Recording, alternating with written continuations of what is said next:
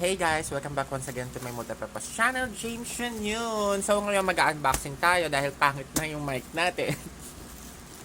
Bili na tayo ng ating bagong speaker. Total, siguro mga ano na rin yung speaker dati. Yung owl, kung naaalala nyo.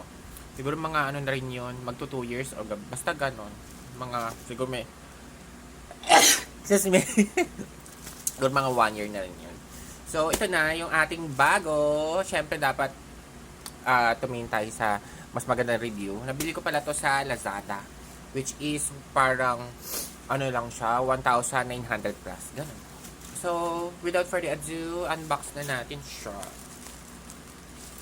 Para fresh na makita natin. Ito.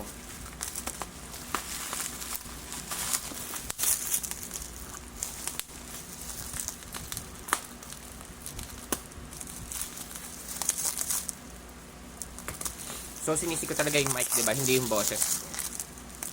Yan. Pero kasi, kapag nalaglag mo kasi yung mga mic, yung mga, diba, yung mga Bluetooth na mic, hindi na siya ganun kaganda. Kaya iwasan yung mabagsak yung mga ganun.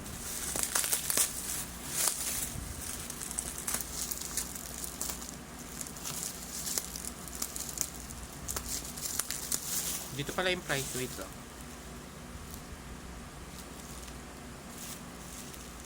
1,961.90. So, parang 1,962 pesos. Okay.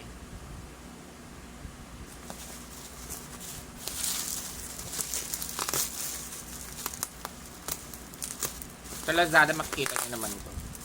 Pumili ako dun sa maganda ang review, syempre. So, ito siya, mas medyo maliit.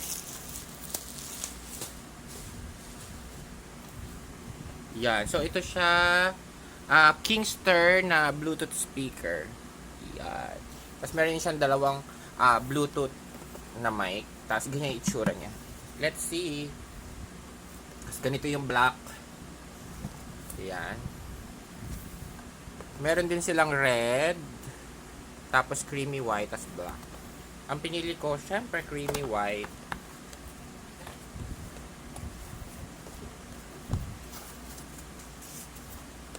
So, ito siya.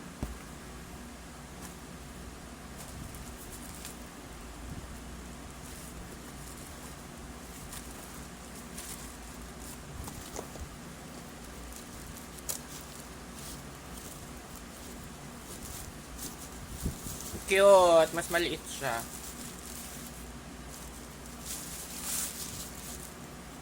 O, pa. Tinanggal ko yung salamin ko para makita ko maigi.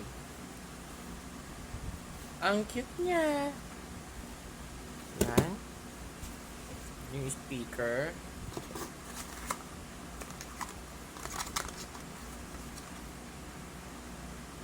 Tapos Type-C na pala yung kayang charging cord. Yan. And then yung dalawang Bluetooth na mic. Tapos wala na. Yun na lang siya sa loob. May instruction. Ang cute ng mic. Oh.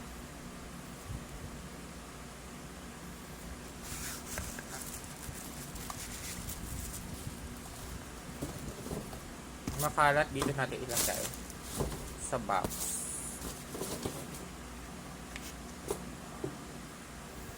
Yan, ganito siya kaliit. Tapos lalagay mo siya dito. Tada!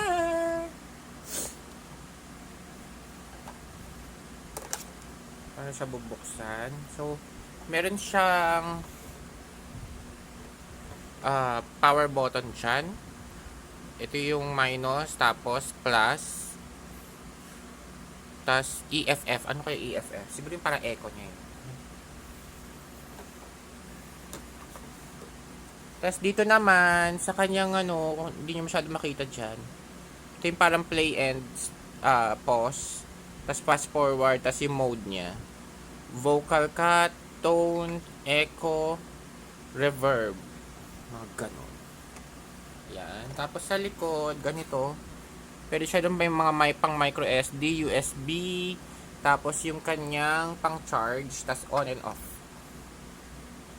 Tapos meron din yung sa parang audio something yan. Tapos wala siyang charge. So, i-charge ko muna siya yan. If you like this video, please do like, share, and subscribe to my Multipurpose channel. And hit the notification bell kung kung gusto niyo makapanood ng mga aking next videos. Bye guys! Thanks for watching! Susubukan ko na siya. Bye!